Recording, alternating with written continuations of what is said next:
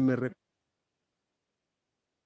les voy a suplicar que siempre me recuerden que yo inicie la grabación, porque a veces se me va la onda y no inicio la grabación y eso pues es una desventaja porque no va a quedar registrada.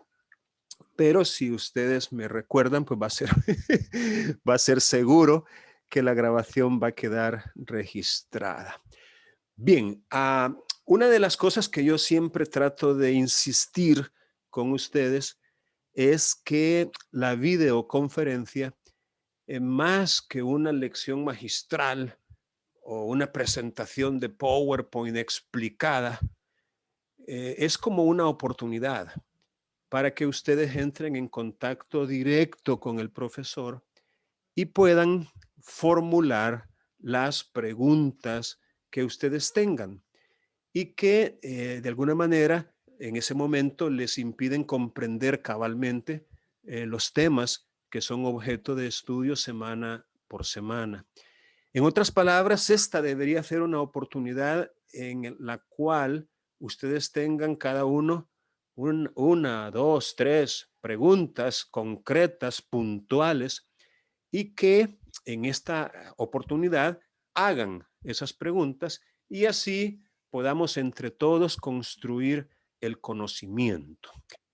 Bien, de tal manera que lo primero que les voy a preguntar es si alguno de ustedes tiene alguna pregunta, alguna duda o inquietud relacionada, por supuesto, con los temas que son objeto de estudio. Recuerden que estamos estudiando en esta asignatura los procesos especiales, civiles y mercantiles. Entonces, les doy el espacio ahorita para si tienen alguna pregunta, por favor, la puedan formular con toda confianza.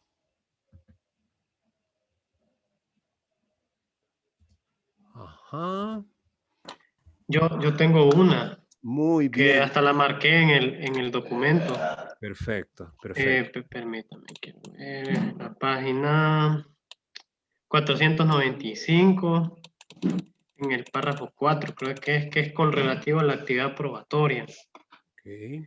que dice que se utilizará como actividad probatoria el documento, el título ejecutivo, ¿verdad? Sí. Y que podrá usar otros mecanismos de prueba si no se opone el demandado, ¿verdad? Perdón, no se usará si no se opone el demandado, pero si no se opone, sí se van a usar e incluso dice algo de que se va a dictar sentencia. Eso no me queda claro. ¿Cómo? O sea, si no hay oposición por parte del demandado, se hace dispensa de trámite o de un solo se dicta sentencia y se ejecuta el título ejecutivo.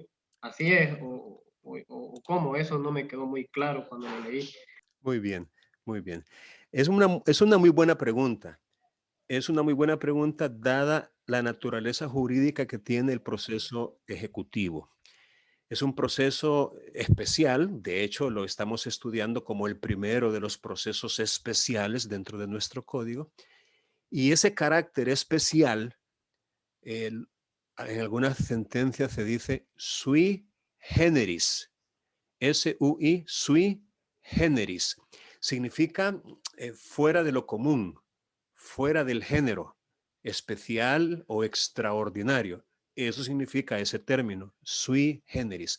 Entonces, el proceso ejecutivo es sui generis, en el sentido de que parte de la base de que tenemos un documento probatorio indubitable. Es decir, que se ha redactado de tal manera que tiene caracteres de veracidad de entrada. O sea, prima facie, o sea, desde el principio, nosotros podemos asumir que ese documento es prueba fehaciente. Es un documento que merece credibilidad absoluta, credibilidad total. De hecho, es un título ejecutivo que trae aparejada ejecución. Es decir, porque tenemos ese documento, es que podemos iniciar el proceso ejecutivo. De no tenerlo, pues no podríamos iniciar un proceso especial, sino que tendríamos que iniciar un proceso declarativo. de acuerdo con la materia o de acuerdo con la cuantía, así será común o será abreviado. Pero como tenemos un documento que tiene fuerza ejecutiva, la ley nos permite iniciar con él un proceso sui generis, que es precisamente el proceso ejecutivo. Ahora, cuando el juez toma en sus manos ese documento juntamente con la demanda y analiza la legitimidad de la persona, del actor, del demandante o del ejecutante, y la legitimidad del documento que está utilizando, entonces de inmediato y a solicitud del ejecutante en la demanda misma, libra una medida cautelar consistente en un embargo en bienes propios del deudor, es decir, de aquel del cual se tiene en ese momento certeza de que es deudor. Y ese embargo es como una medida cautelar que tiene como propósito garantizar a futuro el cumplimiento de la obligación, porque el embargo es como un secuestro preventivo de bienes. Es decir, los bienes son quitados del poder del deudor y son dados a un depositario para que el depositario los administre, los cuide y en su momento los entregue, los devuelva. ¿A quién se los va a entregar o a quién se los va a devolver? Bueno, depende, pero en principio al juez. ¿Para qué? Para que el juez los venda en pública subasta, esos bienes, y con el producto de la venta se le pague al ejecutante la cantidad que está reclamando en concepto de capital, intereses y otros gastos, como las costas procesales. Entonces, el embargo es como una medida que en su momento servirá para garantizar el pago. Claro, en cualquier momento el deudor puede venir y enervar la acción, es decir, impedir que la acción continúe. ¿Cómo? Pues extinguiendo la obligación que se le está reclamando por alguno de los medios que la ley misma establece para que se extinga la obligación, la principal de las cuales es el pago o solución o pago efectivo. Entonces, volviendo al punto, decía en su pregunta que le llamaba la atención que solo en caso de oposición puede haber, llamémoslo así, actividad probatoria. Y eso es 100% cierto.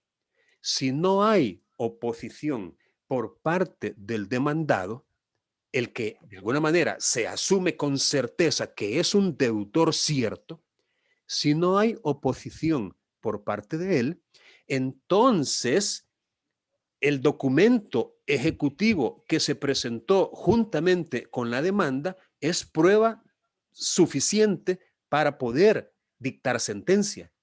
Entonces, si no hay oposición, no hay necesidad de abrir a prueba, llamémoslo así. No hay necesidad de una audiencia probatoria, porque ¿para qué? Si el documento ya lo tenemos en nuestras manos, ya está redactado de antemano con una validez y una naturaleza probatoria exacta, es decir, indubitable. Por eso es que solo en caso de haber oposición por parte del deudor es que se va a abrir a prueba.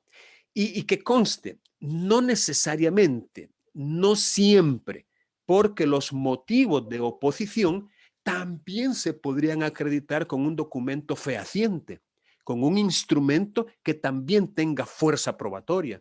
Y si con los documentos al juez le basta para decidir, entonces no es necesario que convoque a una audiencia de prueba. La audiencia la va a convocar únicamente cuando no se pueda resolver con los documentos que se han presentado junto con la contestación que contiene una oposición. Ahora, en su momento, porque recuerden que estamos comenzando el estudio del proceso ejecutivo, en su momento vamos a ahondar un poco más en cuanto a estos procedimientos que se dan al interior del proceso ejecutivo. Ahí vamos a hacer incluso un esquema o un diagrama en el cual vamos a ir dibujando paso a paso las diversas fases o etapas que se dan dentro del proceso con sus distintas variantes que se pueden presentar hasta llegar a la sentencia. Entonces, contestando su pregunta, la respuesta es afirmativa en el sentido de que no siempre se convoca a una audiencia probatoria, únicamente cuando hay oposición. Bien, ¿alguien más desea formular alguna pregunta?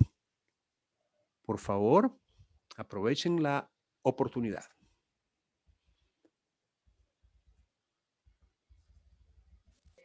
Buenas tardes, licenciado. Buenas tardes, le escucho, dígame. Tengo una pregunta. Ahorita estoy en lectura del Código Procesal Civil y Mercantil, de los artículos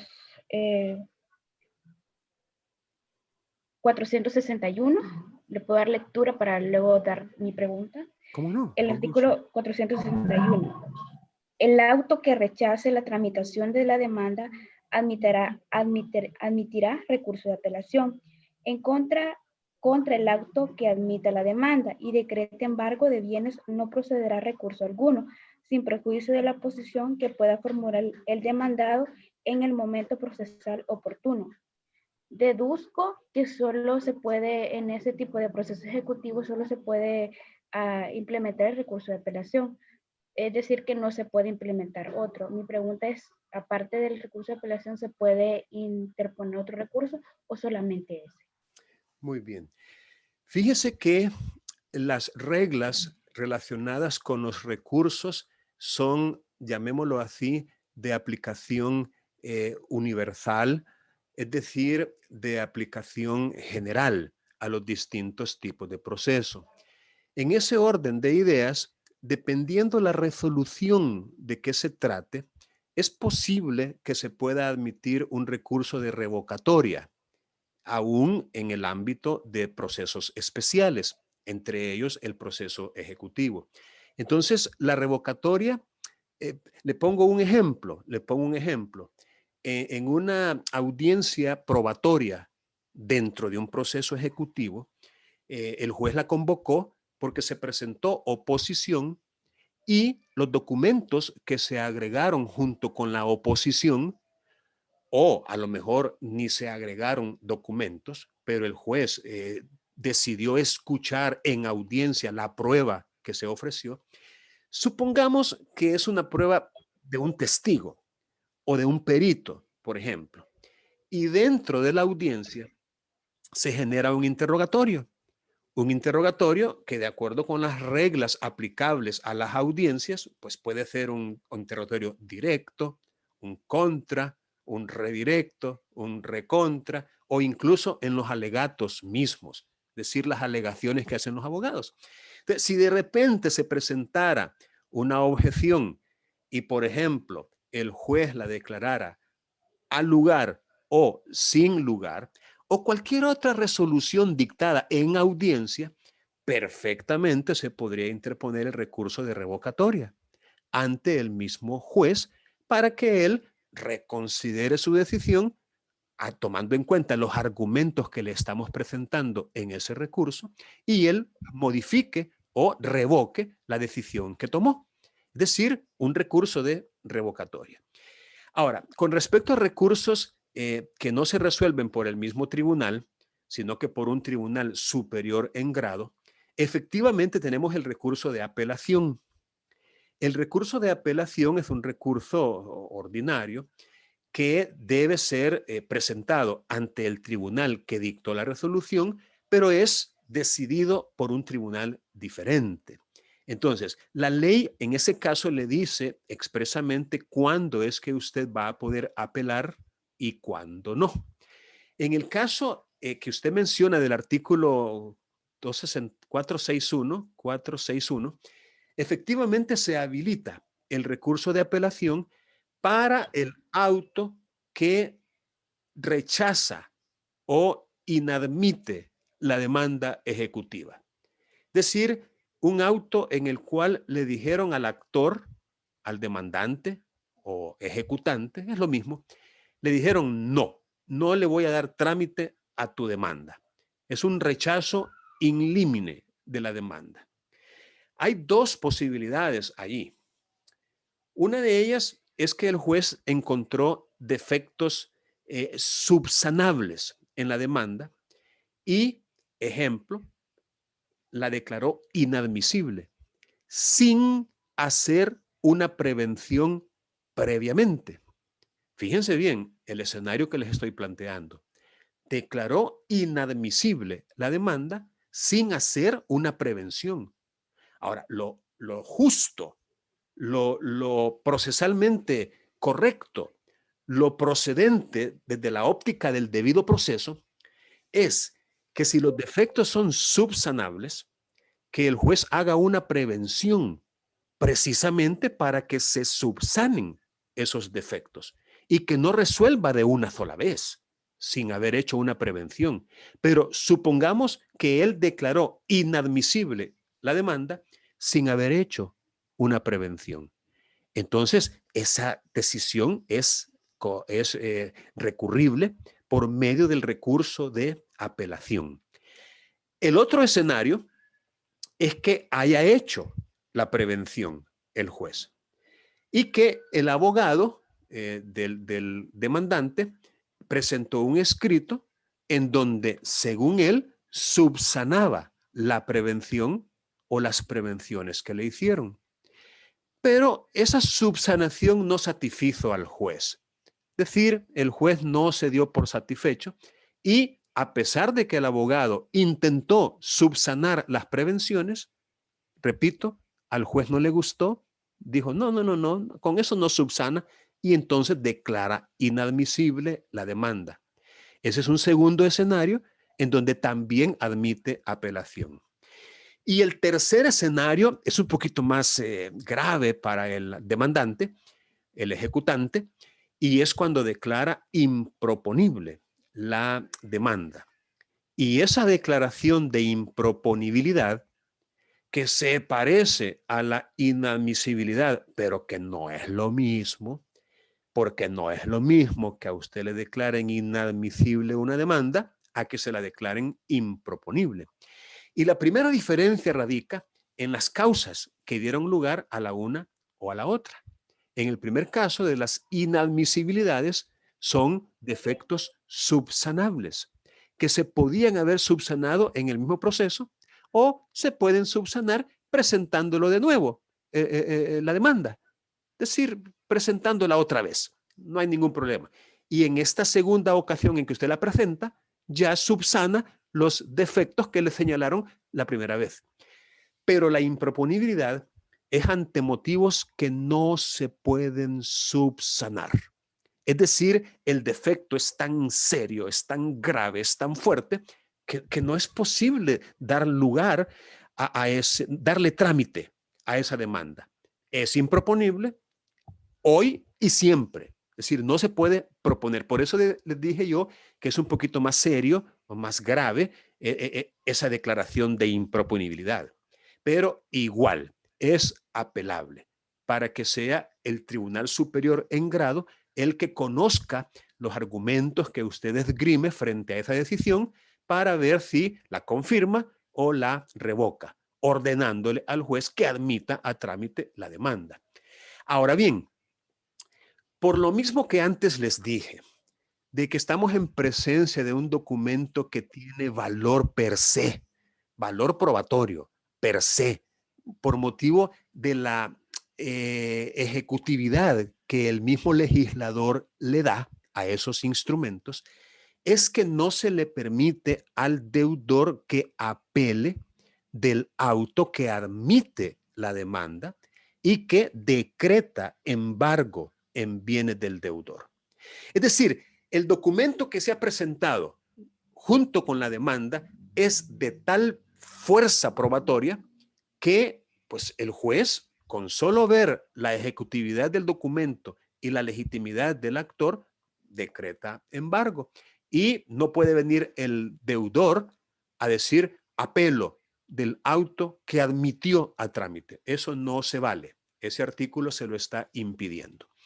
En su momento, y una vez pronunciada la sentencia ejecutiva, o es decir, la sentencia dentro del proceso ejecutivo, pues vamos a ver que esta también admite control vía recurso. Y es precisamente el recurso de apelación, el que perfectamente se puede interponer contra la sentencia, llamémosle, que resuelve el proceso ejecutivo. La sentencia que se pronuncia al final, sentencia que es conocida como sentencia de remate. Es una sentencia que algunos autores y algunos magistrados sostienen que no es una sentencia de condena, que es incorrecto en esa sentencia decir que se condena al deudor al pago, sino que es una que estima la ejecución, que declara al lugar la ejecución, pero no que condena. Eso lo vamos a ver también en su momento. Espero haber contestado su pregunta y si alguien tiene otra que formular, otra vez lo puede hacer ahorita.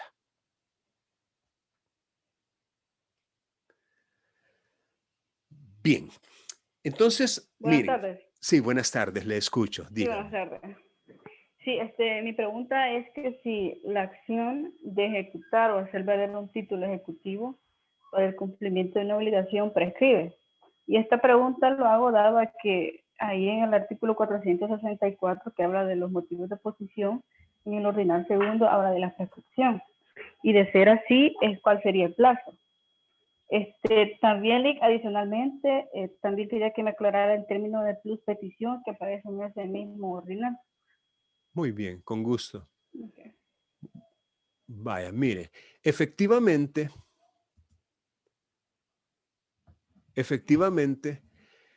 las obligaciones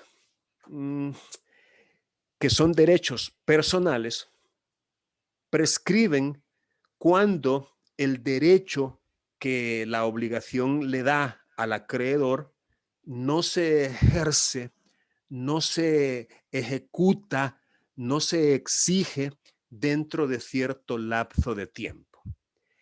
Allá, y por favor vayan tomando nota, hay un artículo en el Código Civil que dice cuáles son los modos de extinguirse las obligaciones. Si mal no recuerdo, es el artículo 1438. Miren, déjenme hacer un ensayo ahorita porque como estoy tratando de implementar algunas novedades, no es fácil, pero déjenme hacer las cachas, como decimos popularmente. Quiero ver iPad aquí. Pero tengo que moverme. Vamos a ver. Ya sí, licenciado, es 1438, efectivamente. Ok, vaya, déjenme, espérenme, que ya creo que me estoy trabando todo aquí. Vamos a ver.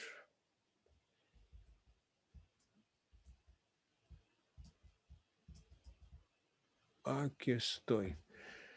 Vaya, en ese artículo 1438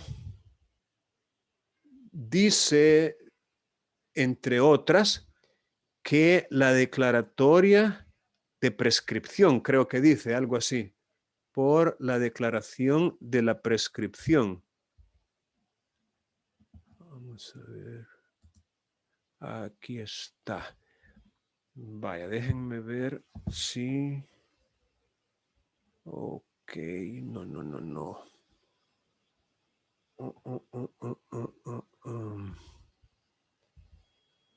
Lick. Hola. Ya. Sí, sí, con esa pregunta que le hacía yo lo relacionaba con el artículo 2254 que dice que las prescripciones para las acciones ejecutivas son de 10 años. Sí, permíteme, Ajá. Permíteme un segundo.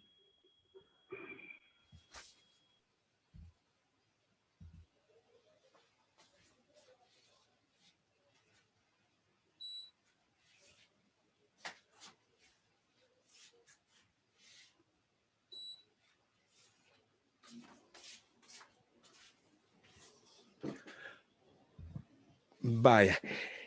Sí, efectivamente, les estaba diciendo que entre los modos de extinguirse obligaciones que aparecen mencionados en este artículo 1438 del Código Civil, ¿ok?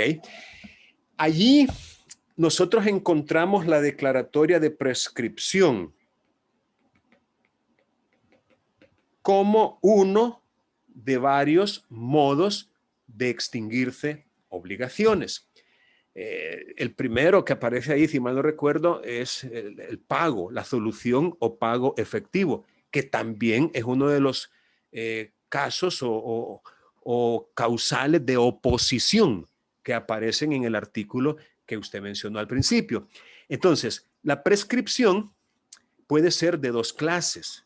Eso yo creo que ya ustedes ya lo conocen. La prescripción puede ser adquisitiva o puede ser extintiva. En este caso, la que nos interesa es la prescripción extintiva, que es aquella que, como les repito, cuando usted tiene un derecho, pero no lo ejerce dentro de cierto lapso de tiempo, entonces ese derecho se extingue, es decir, se pierde. Ya no lo puede exigir. Bueno, sí puede, se lo voy a explicar. Sí puede, porque el medio que nace de la prescripción, los jueces no lo pueden declarar de oficio, sino que tiene que ser necesariamente a petición de parte. Entonces, una obligación puede, digamos, haber nacido mucho tiempo atrás, de tal suerte que ya es susceptible de perderse el derecho por haber prescrito. Le pongo un ejemplo. Hace 25 años, una persona contrajo una obligación en un documento indubitable, en una escritura pública, por ejemplo. Contrajo una obligación, pero ya pasaron 25 años. Te viene el ejecutante, el acreedor, y presenta ese título ejecutivo, que es una escritura pública, lo presenta junto con una demanda ejecutiva, una demanda en proceso ejecutivo. Y ya pasaron 25 años desde que la obligación se hizo exigible. En otras palabras, cualquiera podría decir, ya prescribió. Pero aquí yo le quiero hacer una gran aclaración a usted. No es cierto que ya prescribió por el solo transcurso de los 25 años, sino que tiene que alegarse la prescripción de esa acción ejecutiva. Entonces, de ahí la importancia de que uno le ponga muchísima atención a estos temas, porque si usted es contratado como abogado por el demandado, dice, mire, fíjese que me vino esta demanda ayer y hace 25 años yo le firmé un documento a una persona porque efectivamente me prestó tanto dinero, colones eran para entonces, mire, pero mire, todo el tiempo que ha pasado no me ha reclamado nada y entonces pues yo no sé qué hacer, ahí le dejo el caso, usted vea cómo me lo resuelve. Ajá.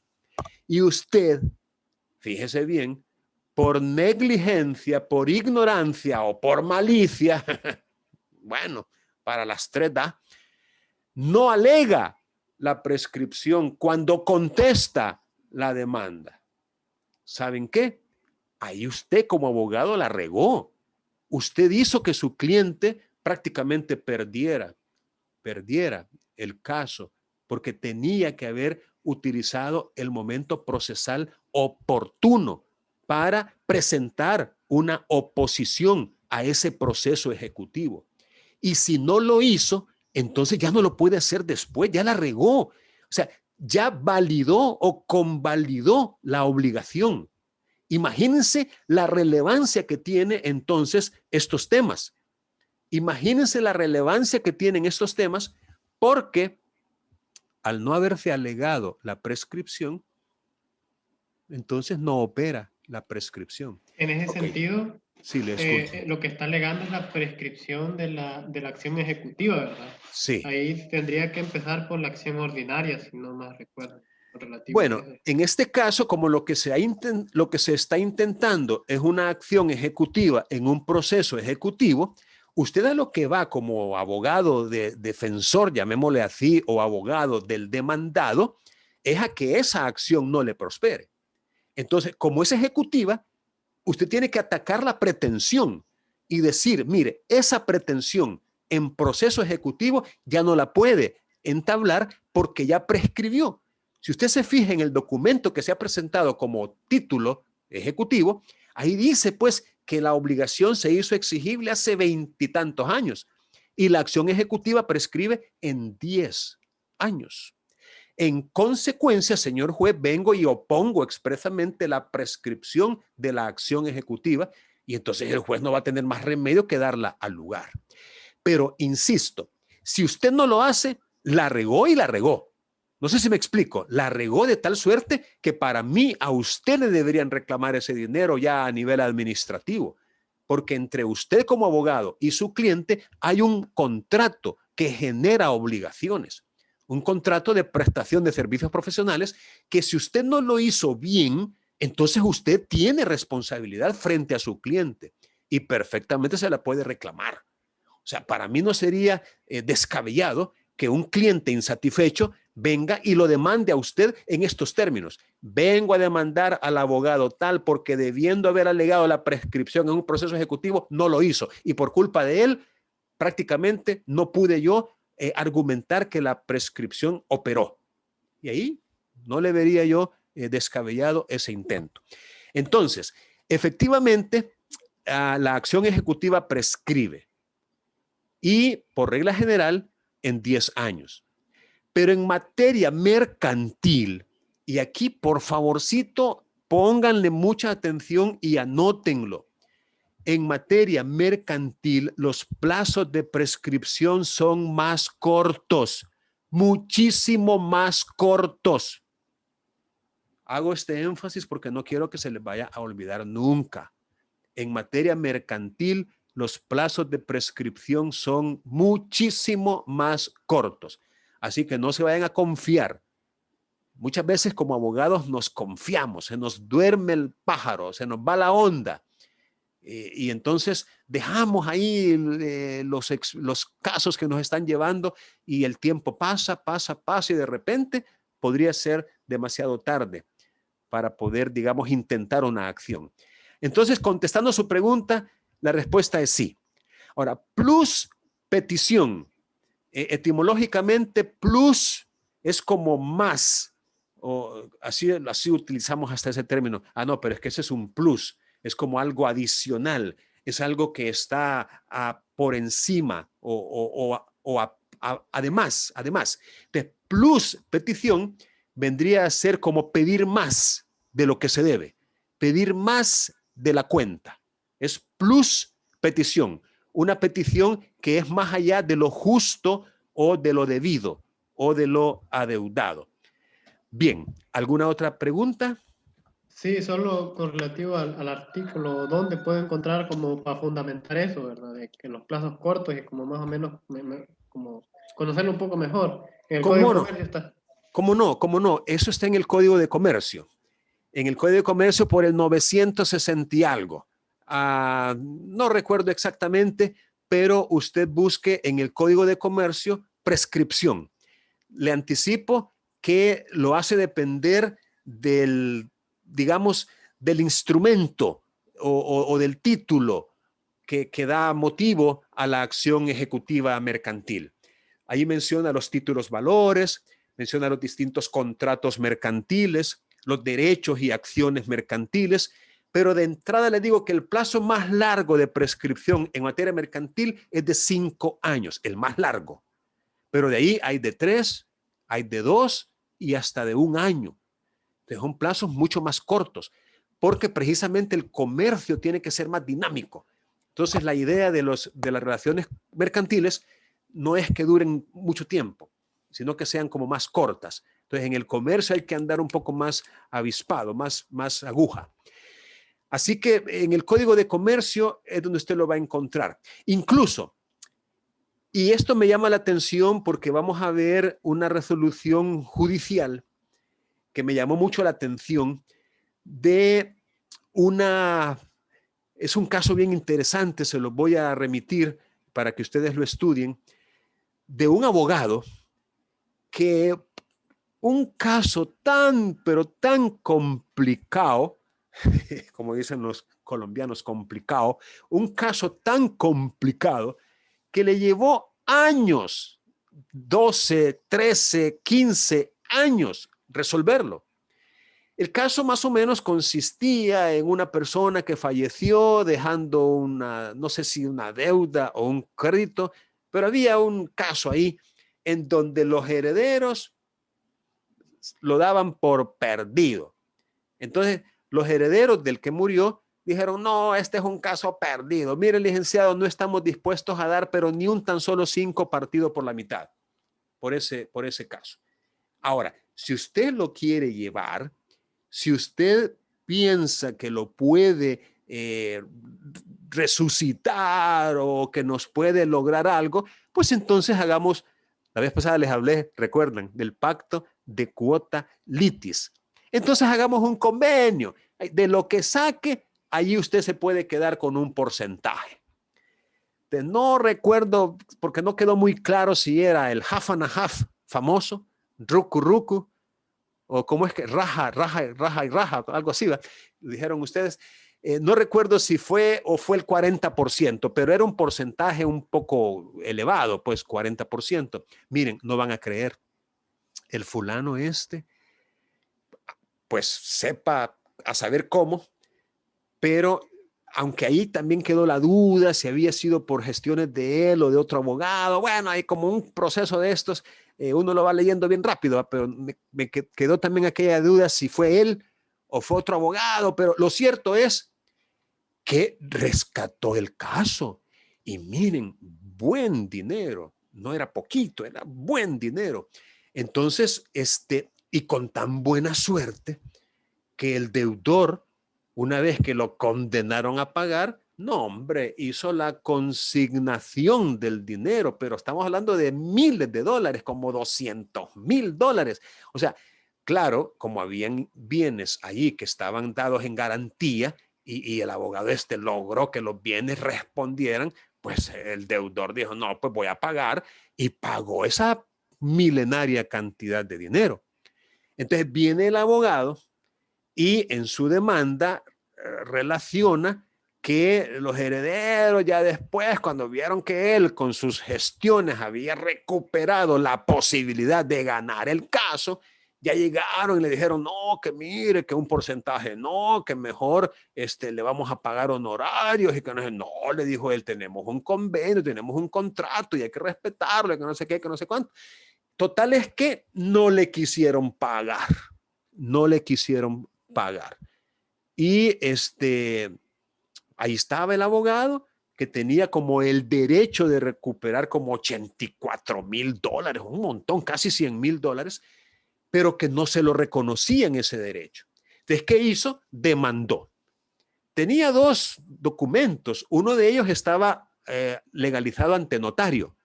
Era un documento privado fehaciente porque estaba legalizado ante un notario. Pero tenía un segundo documento de otro heredero que ese solamente estaba firmado. No estaba legalizado ante notario. Era un documento privado. Y aquí todavía les quiero comentar.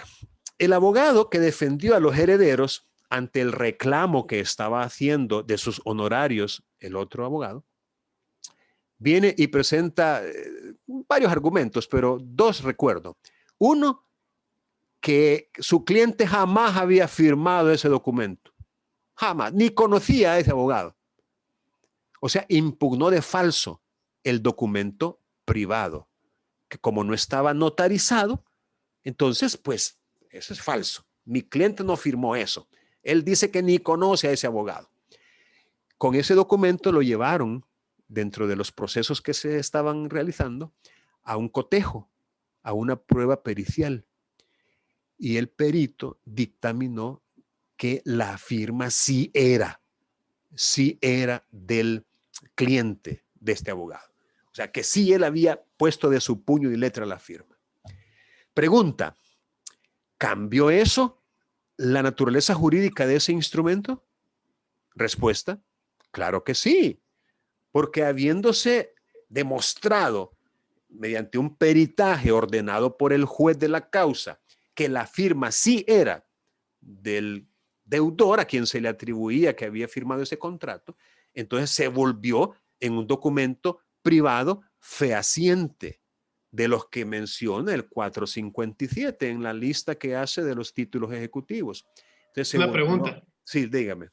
En esos documentos privados, digamos que no es en el, o siempre se hace el cotejo, siempre cuando se presenta un documento privado. No, porque si es un documento privado que ha sido reconocido, que ha sido aceptada su autoría en cuanto a la firma frente a un notario, eso le da valor de instrumento público.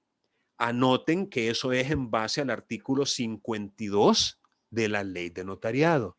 Artículo 52. O sea, cualquier persona que tenga un documento privado puede darle valor de instrumento público compareciendo ante un notario.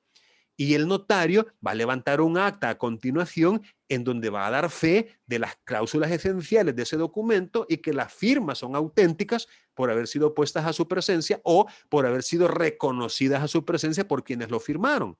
Esa acta la van a firmar también los que llevan el documento, que tienen que ser todos los que lo firmaron. No puede ser solo uno, tienen que ser todos ellos. Y eso ya le da valor de instrumento público. Entonces, de alguna manera, se convierte en un título ejecutivo.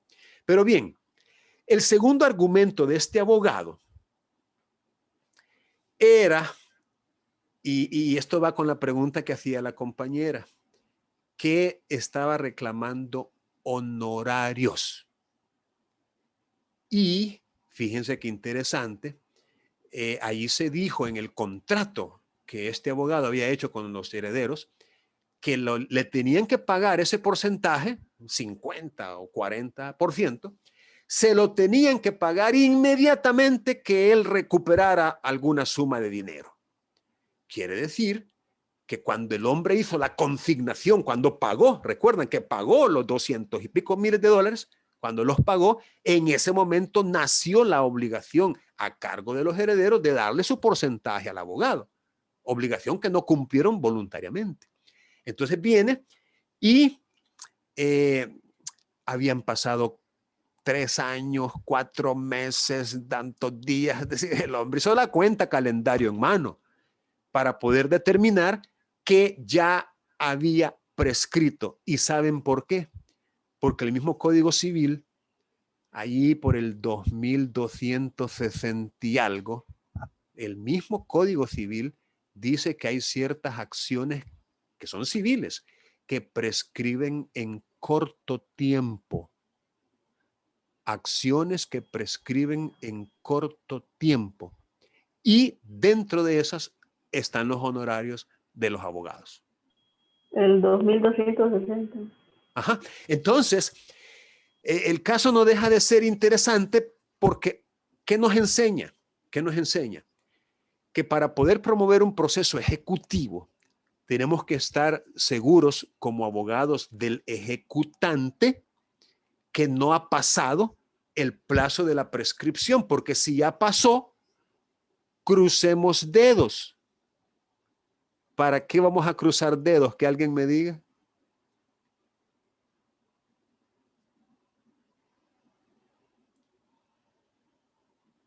¿Para qué vamos a cruzar dedos?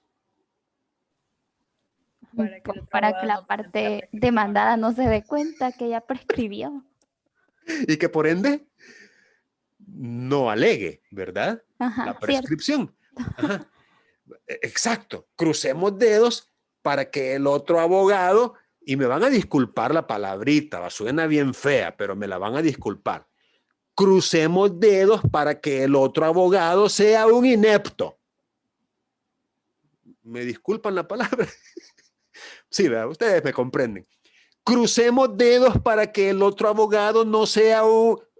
No, sea es lo contrario. Para que sea, es decir, para que se le vaya la onda, pues vaya. Para que se descuide, para que sea negligente, para que sea incompetente, para que sea... Vea.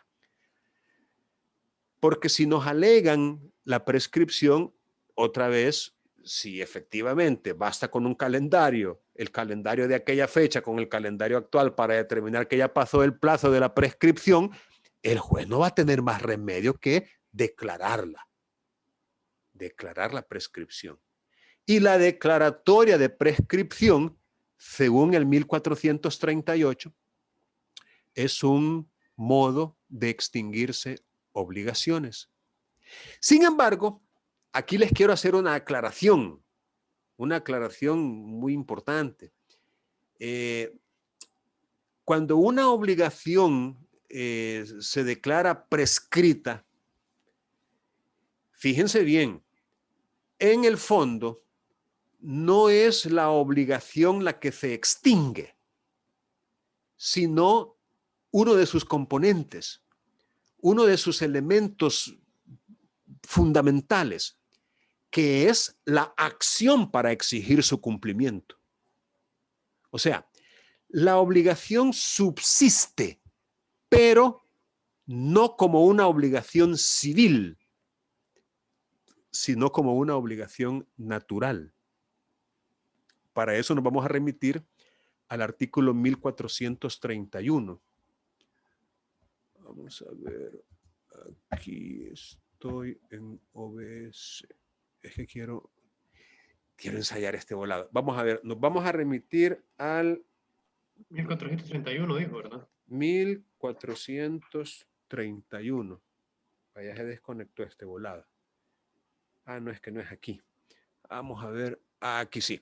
Nos vamos a remitir al 1431 del Código Civil, porque en este artículo 1431 dice que las obligaciones pueden ser civiles o pueden ser naturales, y que civiles son aquellas que dan acción para exigir su cumplimiento, y naturales son aquellas que no dan acción para exigir su cumplimiento, pero que cumplidas autorizan para retener lo que se ha dado o pagado en razón de ellas. Entonces, una declaratoria de prescripción ataca o elimina o extingue la exigibilidad de la obligación. No se puede exigir.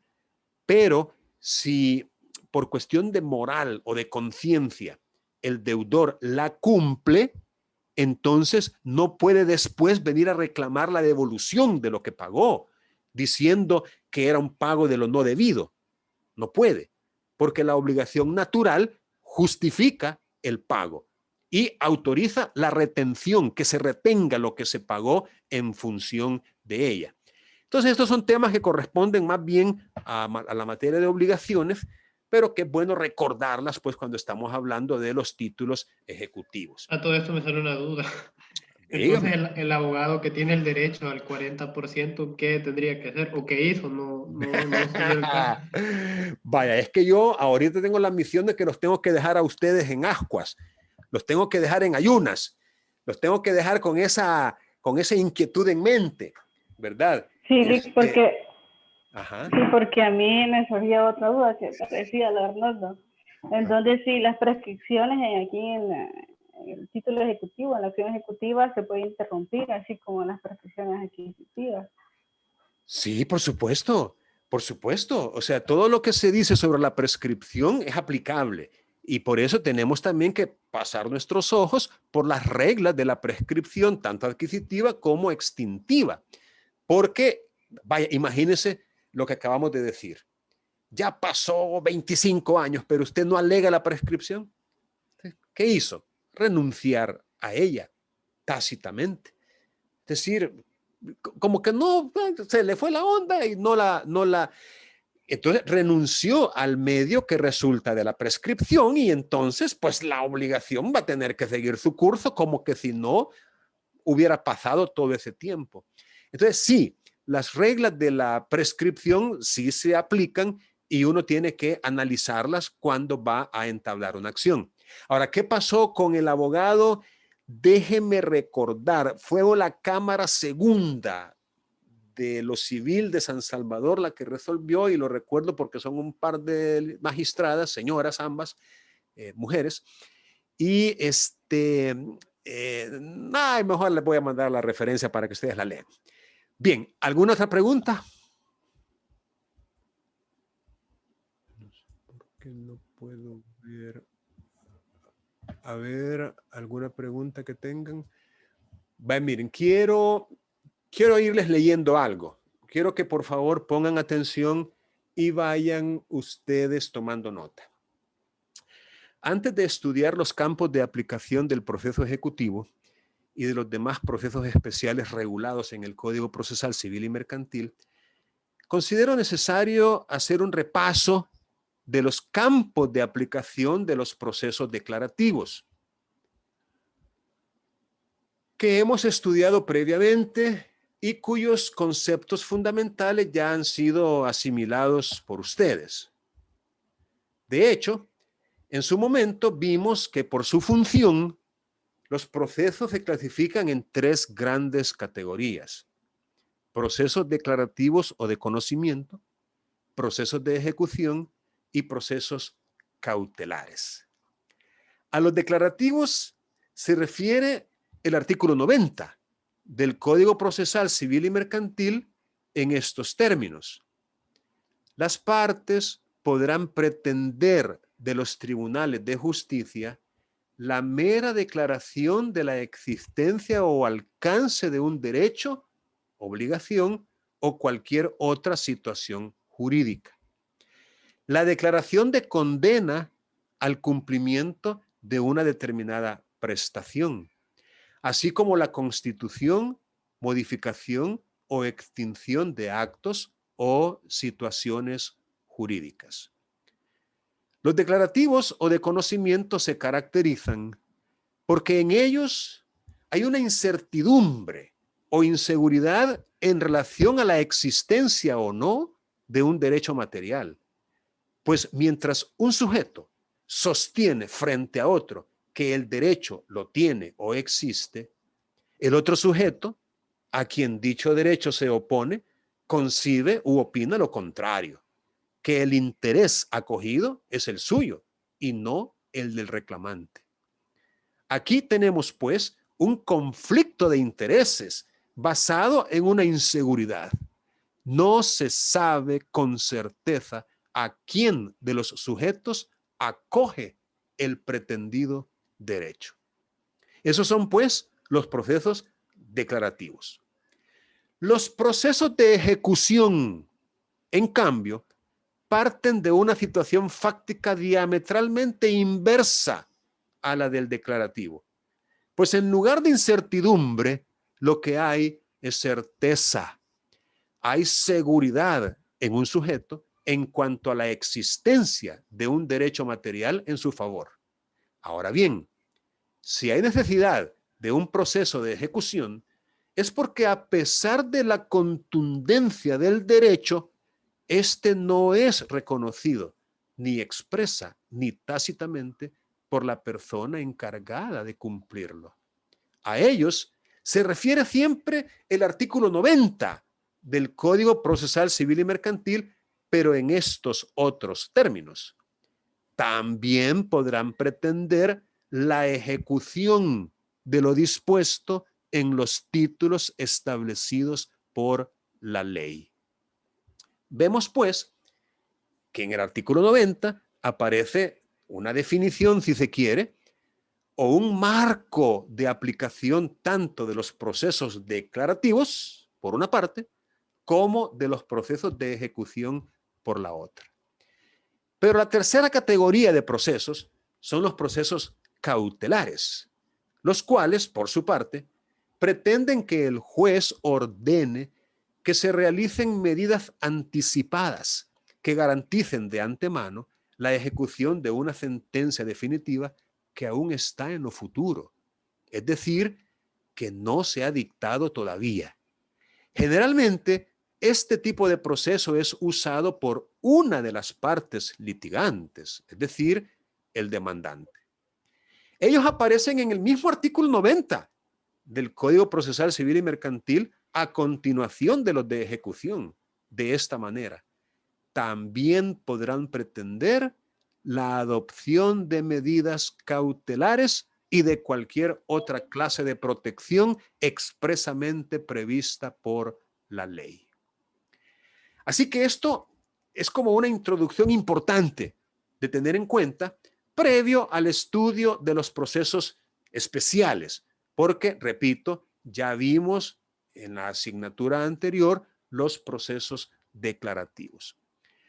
Los procesos declarativos regulados en nuestro código son el común y el abreviado, y pueden definirse como aquellos por medio de los cuales se sustancian pretensiones que tienen por objeto la mera declaración de la existencia o alcance de un derecho, obligación o cualquier otra situación jurídica.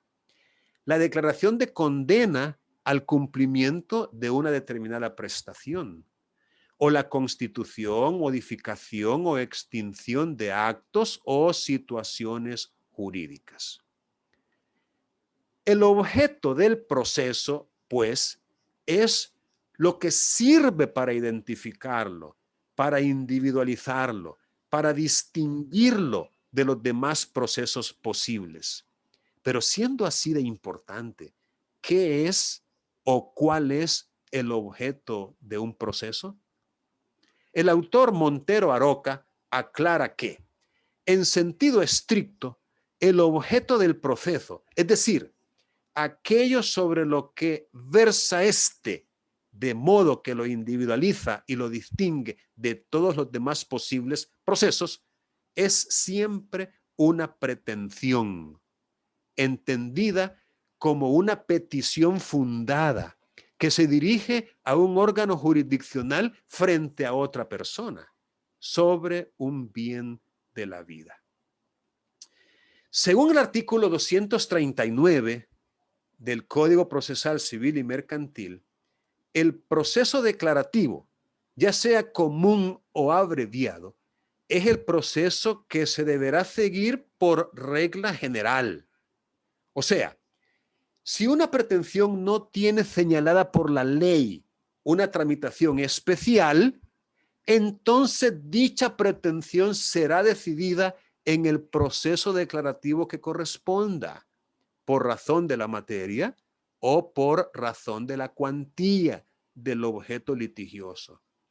Entonces, para poder determinar cuál es el proceso a seguir frente a una pretensión cualquiera, lo primero que debemos hacer es determinar si dicha pretensión tiene señalada por ley una tramitación especial. Si la tiene, pues dicha tramitación es la que habrá que seguirse. Si no la tiene, entonces hay que determinar primeramente la materia del objeto litigioso y solo hasta después la cuantía. A esto último se refiere el inciso segundo del mismo artículo 239, de esta manera. Las normas de determinación de la clase de proceso por razón de la cuantía solo se aplicarán en defecto de norma por razón de la materia.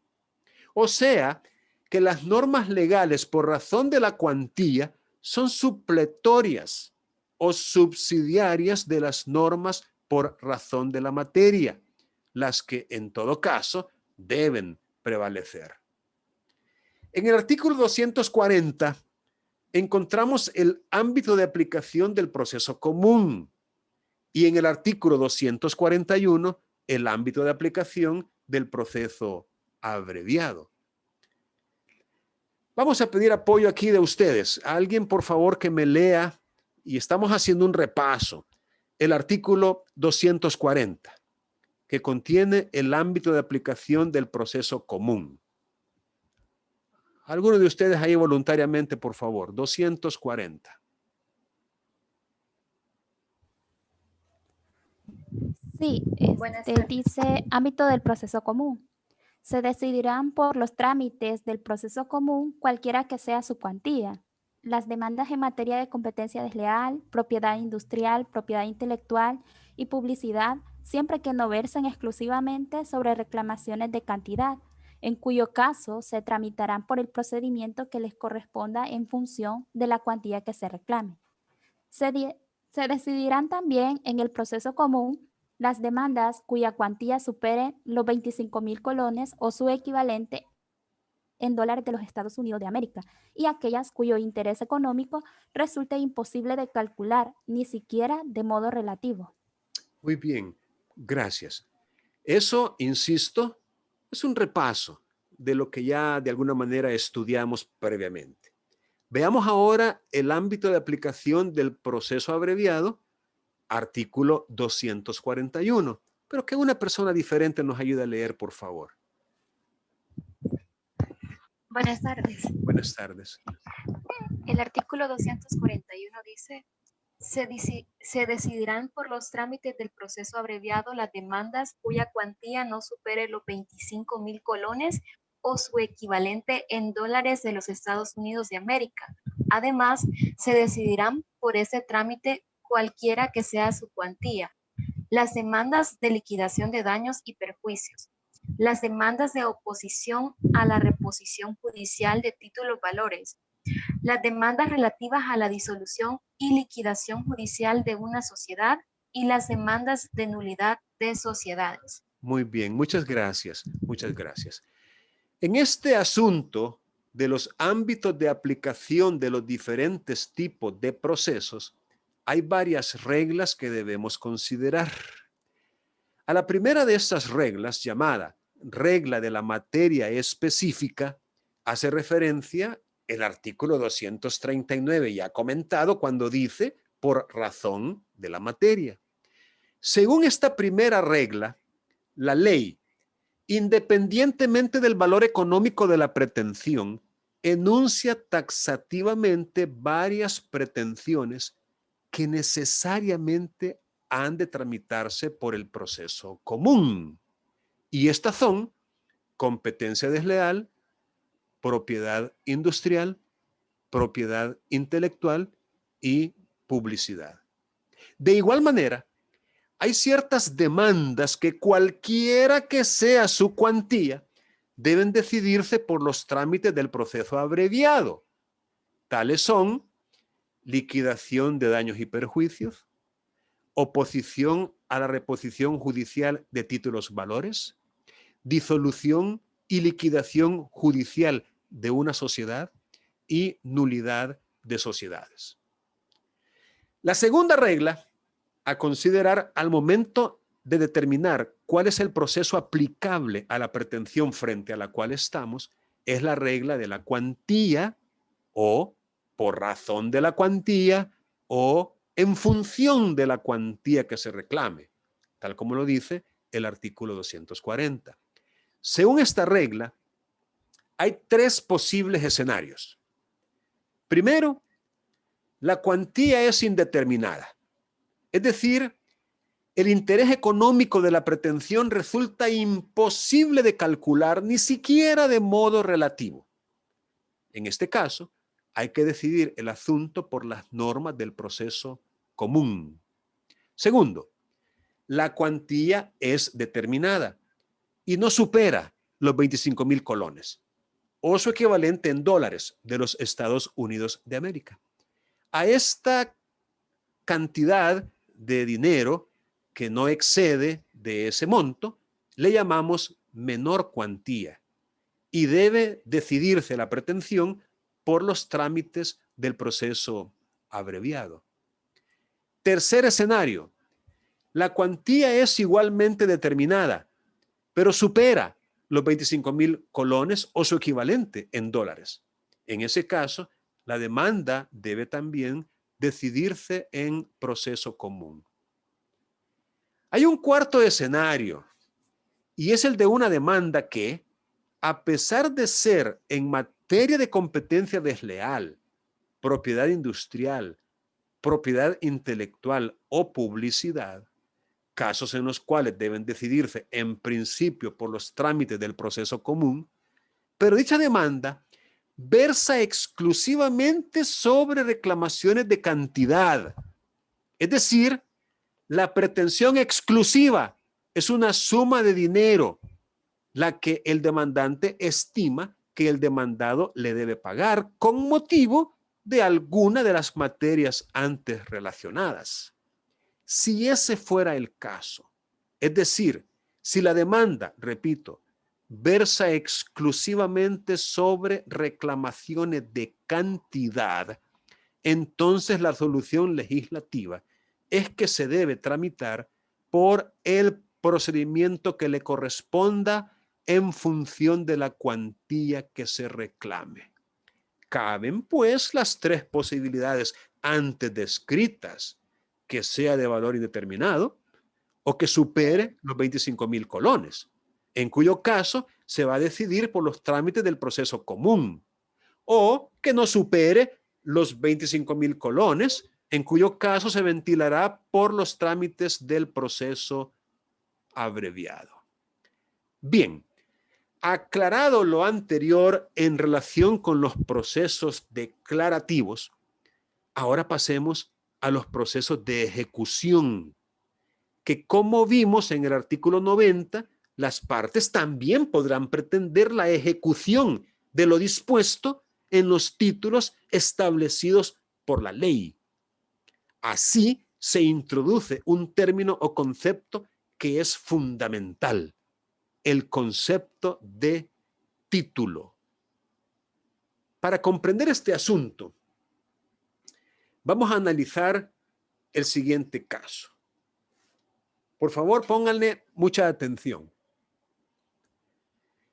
En un acuerdo conciliatorio válido en la Procuraduría General de la República, sin ningún vicio en el consentimiento, no impugnado de falso, etc., una persona se comprometió a desalojar una vivienda en cierta fecha, llegada la cual no cumplió. Es más, en el acuerdo se agregó que, en caso de incumplimiento, se sometía al desalojo forzoso del inmueble en cuestión. El interesado en el desalojo presentó en consecuencia solicitud de ejecución forzosa del acuerdo conciliatorio celebrado. La solicitud se admitió, se ordenó despacho de ejecución, se le notificó a la ejecutada y hasta se le dio un plazo adicional de 15 días para que desalojara el inmueble voluntariamente, o de lo contrario, se le lanzaría. La ejecutada no cumplió. Antes de ordenar el desalojo, el juez requirió al ejecutante que le informara por escrito si se había cumplido voluntariamente con la desocupación del inmueble. Se le informó que no. Se señaló fecha para el lanzamiento. Se reprogramó por 22 días y de repente, lo que resulta contradictorio, sin fundamento y de manera arbitraria, bajo presunciones, en el decir del ejecutante, el juez declaró sin lugar continuar con la ejecución forzosa del título del acuerdo conciliatorio por no haber quedado firme dicho acuerdo. Bien, planteado ese caso, quiero que lo analicen, que lo discutan y que me digan, ¿actuó bien dicho juez en esta última parte o estaba bien lo anterior? ¿Qué piensan? Repito, es un acuerdo conciliatorio en la Procuraduría.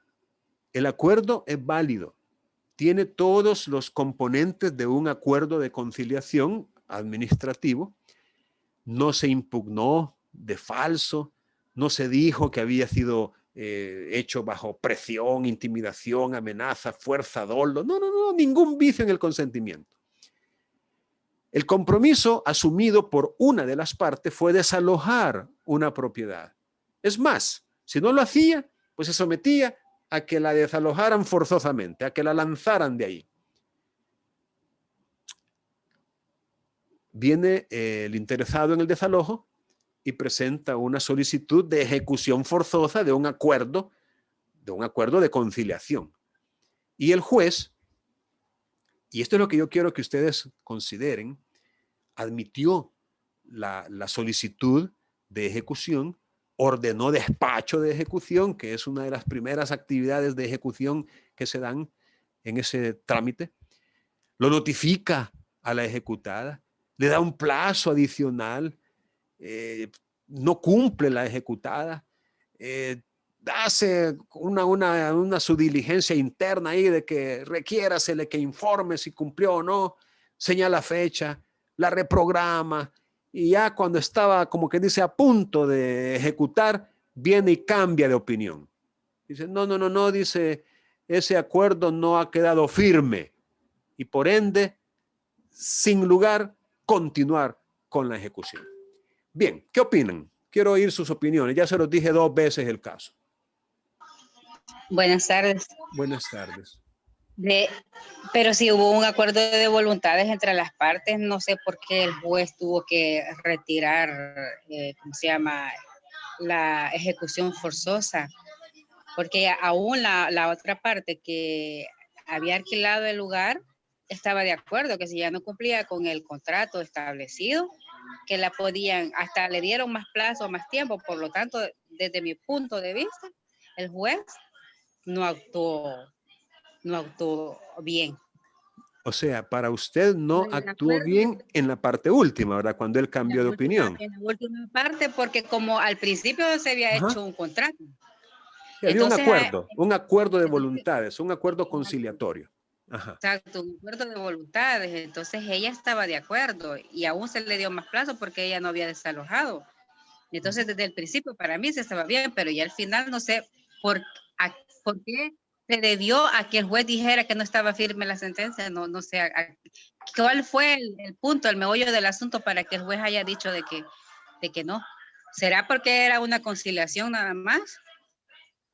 Muy bien, muy bien. Gracias por su opinión. Sí, yo no creo que haya sido solo por el hecho de que sea una conciliación, porque creo que el 254 del Código Procesal Civil y Mercantil creo que dice que las conciliaciones tendrán fuerza ejecutiva, pero no sé si cuenta también afuera de los tribunales, ¿verdad?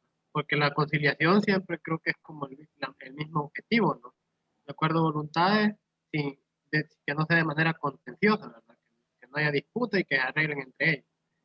Lo que me deja como así sin respuesta lógica es que si ya había aceptado el procedimiento, incluso se dio el lanzamiento que le dicen, que yo siempre cuestiono por qué le dicen lanzamiento a ellos. Me imagino que como que lo avientan del terreno así, sale aquí, pues siempre lo he leído así, raro. Ajá, lanzar, sí. Ajá, sí, es que así dicen. Sí, es lanzamiento. Sí, probablemente tiene una connotación literal, ¿verdad? Como para dar a entender que lo están echando, pues, o sea, sacando a la fuerza, ¿verdad? Lanzar, llega la policía y llegan camiones, llega una carretón y le sacan los chunches a la calle. Lanzar es sacarlo a la fuerza del lugar, desocupar por imperio de ley. Bien, ¿quién más quiere opinar? O si usted desea concluir. No, yo lo que me pondría a pensar es que quizás como siempre hay que aplicar el derecho, ¿verdad? Siempre garantizando los mismos. Supongo yo me imagino, el juez quizás hasta de benévolo dijo, no, quizás esta señora no tiene donde ni vivir, entonces vamos a ver qué se hace, ¿no? Porque siento que hay bastantes cosas que no conocemos del caso para poder decir si está bien, si está mal, o opinar más allá de todo lo ha dicho. Tendremos que ver más factores también. Sí, tiene razón. Sin embargo, los factores que se han compartido podrían de alguna manera ser suficientes para una opinión, ¿verdad? Tal vez, como dice usted, no muy profunda, pero es como que dice sujeto de comentario, cómo procede el juez, ¿verdad? Y va con todo y de repente mete freno de mano y cambia radicalmente su postura, ¿no? Su posición al respecto. Ya eso mismo ya dice mucho, pues. O sea, ¿estamos jugando con la administración de justicia o estamos haciendo las cosas en serio o qué?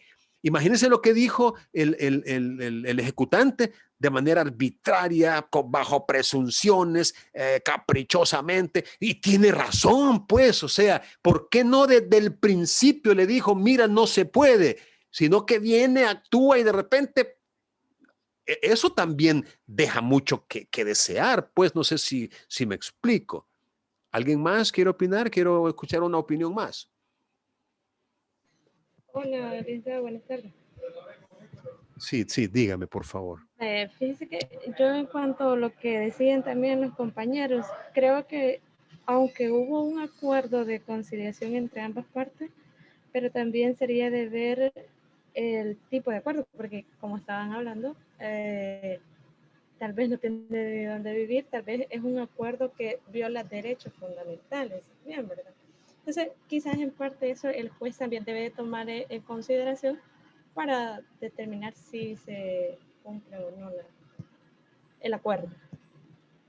Muy bien, muy bien. Licenciado, Gracias. yo Sí, tengo dígame. una opinión.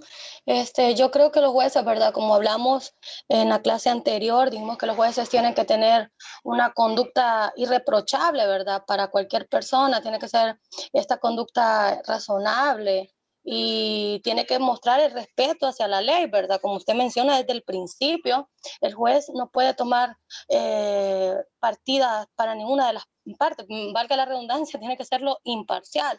Entonces, aunque se escuche, digamos, feo, si esas partes llegaron a un acuerdo y ese acuerdo es plasmado y apoyado por la ley, se tiene que hacer. Por ejemplo, yo tuve un caso, o sea, en media pandemia, sacan a dicha persona de su única fuente de ingreso, que era su trabajo.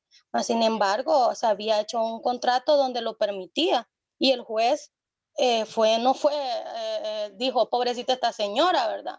O sea, él respetó lo que se había pactado entre las partes, por eso es de derecho privado y las partes son las que colocan sus voluntades. El juez únicamente en este caso hubiera, como usted dice, ¿verdad? Desde el principio, si él quería mostrar una postura, tenía que ser la postura firme para que no se hubiera visto en la irreprochabilidad de una de las partes, ¿verdad? Es mi punto de vista. Muy bien, gracias por compartirlo. Gracias por compartirlo. ¿Alguien más? ¿Alguien más que quiera expresar su opinión? Es muy importante participar en este tipo de pláticas, ¿verdad? Porque eso les ayudará también a ir también poco a poco soltándose, ¿verdad? Recuerden que un abogado tiene que dominar, pues superar cualquier nerviosismo, digámoslo así, ¿verdad? Es más, eventualmente deberían hasta encender sus cámaras, pues, para poder que los demás les veamos y todo eso, ¿no? Ok, ¿alguien más quiere opinar?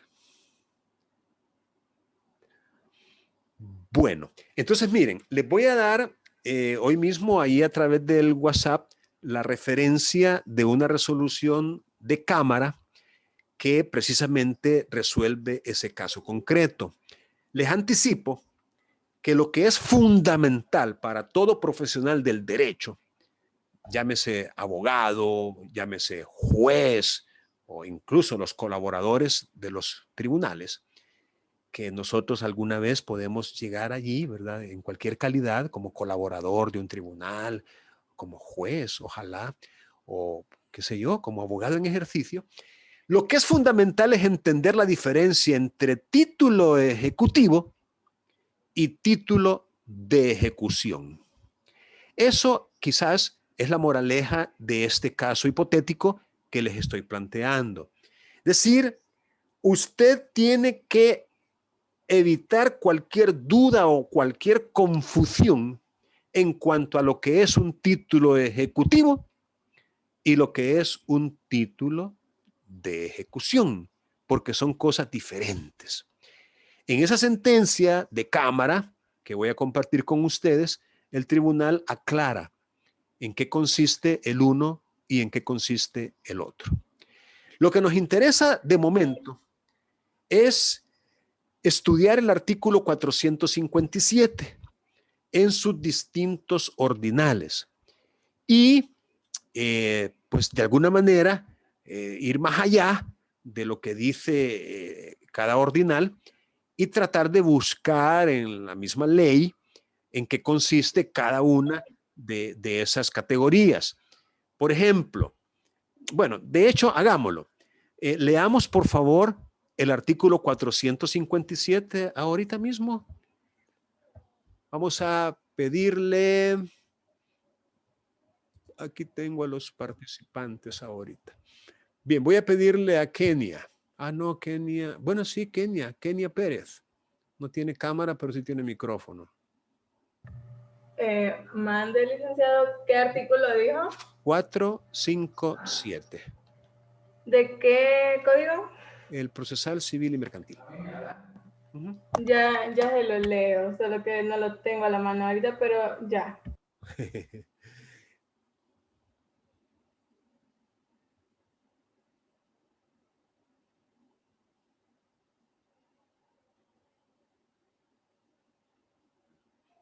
Aprovecho para recordarles que vamos a trabajar con una demanda en proceso ejecutivo y la vamos a construir a partir de los requisitos de la demanda que ya conocemos. En cuanto al proceso ejecutivo, digamos que no hay un artículo como el 276 o como el 418, si mal no recuerdo, que nos dice así puntualmente, ¿verdad?, qué es lo que debe contener la demanda ejecutiva. Pero eso no significa que nosotros no podamos a estas alturas y con el conocimiento que ya tenemos de cómo se elabora una demanda en proceso común y cómo se elabora una demanda simplificada, es decir, ya tenemos las herramientas teóricas, conceptuales, que nos permiten elaborar una demanda en un proceso ejecutivo. Ahora, hay un artículo precisamente, y quiero ver si yo me puedo ubicar. Bueno, voy a aperturar el Adobe. ¿Lo leo ahorita o después? Solo déjenme que termine con la idea, porque para este domingo... ¿Y nos va a poner un caso o lo inventamos, Lee? No, yo quiero que ustedes construyan... Aquí está el código. Yo quiero que ustedes construyan... Vaya, no, espérenme, creo que me resulta más fácil... Espérame, que tengo que venir aquí al sidecar. Aquí está. Y ahora... Licenciado. Hola. No es adularlo, pero me ha sorprendido su manejo con la tecnología. No, hombre, si estoy aprendiendo, no moleste. Estoy aprendiendo. Para nada.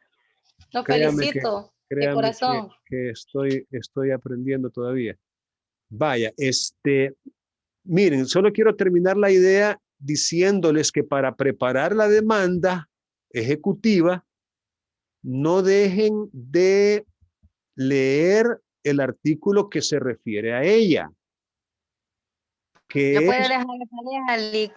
¿Perdón? ¿Lo puede dejar en pareja? No. Es que es individual. Vaya, y en mire. pareja como que se piensa más, como que se tiene más ideas. No, es que usted puede platicar con todos sus compañeros antes de ponerse a redactarla. Pero lo importante es que lo haga usted individualmente. Mire, el artículo 459 es el que no deben dejar de analizar al momento de redactar la demanda, tomando obviamente como parámetros el 276 que le da los requisitos de la demanda en el proceso común y el 418. Vaya, hoy sí lea por favor el 457. Vaya, títulos ejecutivos. Son títulos ejecutivos que permiten iniciar el proceso regulado en este capítulo los siguientes: los instrumentos públicos, los instrumentos privados fehacientes, los títulos valores y sus cupones en su caso, las constancias, libretas o recibos extendidos por las instituciones legalmente autorizadas cuando reciban depósitos de ahorro o de cualquier otra clase. Las acciones que tengan derecho a ser armonizadas total o parcialmente por las sumas que hayan de amortizarse a cuenta del capital que incorporen.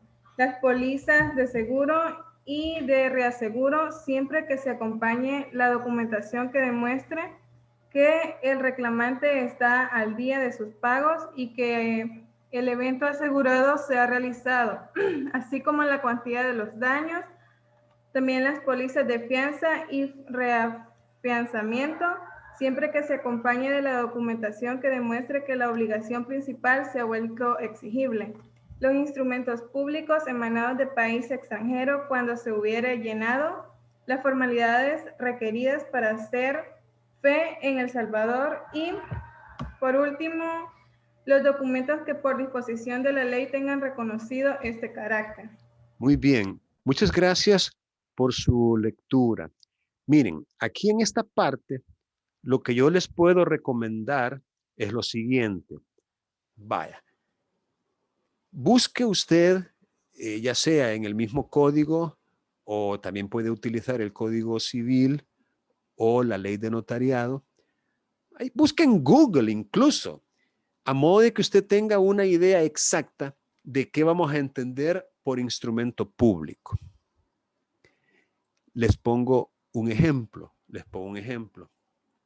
Un abogado presentó una demanda en proceso ejecutivo y utilizó como documento base de la acción la certificación de una sentencia que se emitió en un proceso común de terminación de un arrendamiento de un inmueble. No era inquilinato, sino que era civil. Y en esa sentencia se condenó a una de las partes, al arrendatario, se le condenó a pagar ciertas sumas de dinero al arrendante. Entonces, viene el abogado, fíjense bien, y presenta una demanda en proceso ejecutivo, utilizando, repito, como documento base de su acción ejecutiva, la certificación de esa sentencia. Y él viene y argumenta, esta certificación fue extendida por un funcionario público en el ejercicio de sus funciones, un juez. Por ende, es un instrumento público. Pregunto, a lo mejor tenga razón, a lo mejor, pero el artículo 457 debemos interpretarlo en relación con el artículo 458, el cual dice que el proceso ejecutivo podrá iniciarse cuando el título correspondiente, cuando del título correspondiente emane una obligación de pago exigible, líquida o liquidable con la vista del documento presentado. Como lo hemos discutido previamente, en vista de que es un proceso ejecutivo, tiene que haber certidumbre, tiene que haber certeza del derecho que tiene una de las partes frente a la otra. Y esa certeza precisamente tiene que nacer del documento mismo, es decir, con vista del documento presentado. No necesitamos otro tipo de pruebas adicionales o colaterales o concomitantes, sino que tiene que ser el documento mismo del cual emane una obligación de pago que sea exigible y líquida, o por lo menos liquidable.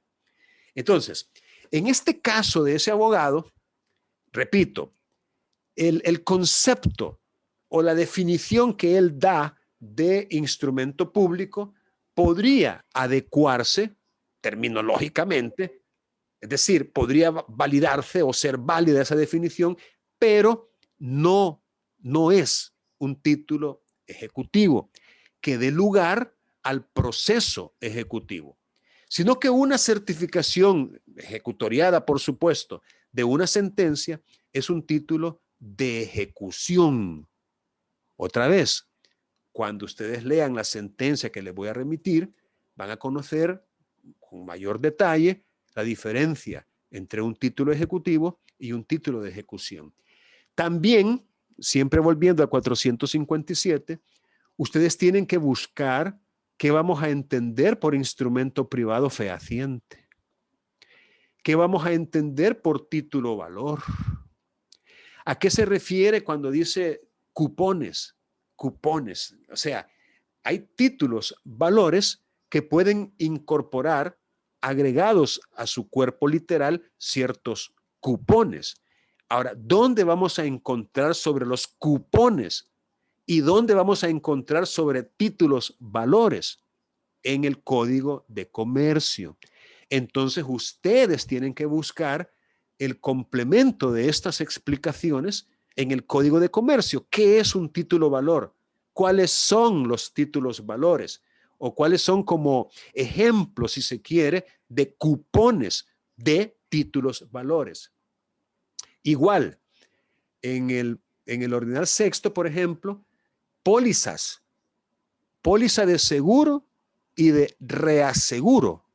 Entonces, por favor, busque usted en el Código de Comercio sobre la póliza de seguro, el contrato de seguros, cómo funciona, cómo opera, y que conste, no puede excusarse pensando o diciendo yo eso no lo he visto. O sea, no se vale, pues, no es excusa.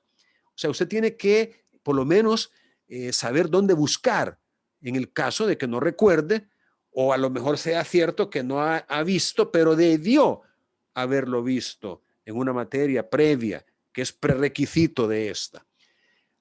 Igual en el caso de las acciones. Las acciones, ¿qué son las acciones? ¿Cuándo vamos a entender que una acción tiene derecho a ser amortizada? Porque a eso se refiere el ordinal quinto. También habla de pólizas de fianza y de reafianzamiento. Reafianzamiento. Otros términos que usted también debe buscar. O sea, usted tiene que tener una actitud investigativa con respecto a aquello que ignora. Y hay muchas cosas que todos ignoramos, todos, sin excepción. Pero usted va a ir poco a poco saliendo de ese estado de ignorancia a partir de su dedicación, su esfuerzo, su interés en aprender. Entonces, en el Código de Comercio igualmente, busque, por favor, ¿a qué se refiere con póliza de fianza o póliza de reafianzamiento? Igual, en el ordinal séptimo, ya con solo haber leído o escuchado el ordinal séptimo del 457, ya le queda a usted el deber como estudiante de asegurarse cuáles son esas formalidades requeridas para que un instrumento emanado de país extranjero tenga fe o haga fe aquí en el país. ¿Cuáles son esas formalidades? Entonces hay que buscarlas. Hay que buscarlas, pues obviamente en el cuerpo normativo que corresponda. En este caso, en el mismo Código Procesal Civil y Mercantil, usted puede encontrar documentos o instrumentos emanados de país extranjero y que se necesita para que tengan validez aquí en El Salvador. Y luego, y el ordinal octavo es clave, miren, es clave. Los demás documentos que por disposición de ley tengan ese carácter de ser títulos ejecutivos. Allí usted va a encontrar, tal vez no una infinidad, porque infinidad es que no tiene fin.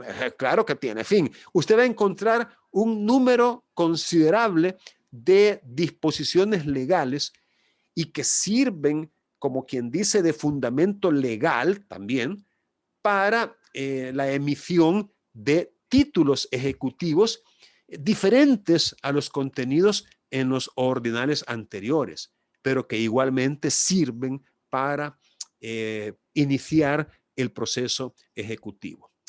Bien, ¿alguna pregunta antes de tomar la asistencia, jóvenes aún? Bueno, estamos. ¿Alguna pregunta?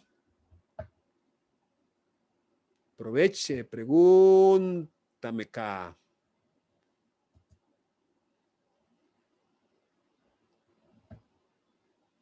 Vaya, ya conocen el procedimiento. Yo simplemente les muestro B1. Ah, miren, vamos a tomar, hoy es 26. Vaya. Aquí están sus nombres. Vamos a hacer desaparecer un momento. Ay, necesito aquí. Ahí está. Vaya. Ah, pero voy a parar voy a dejar de grabar ahorita. Aquí está.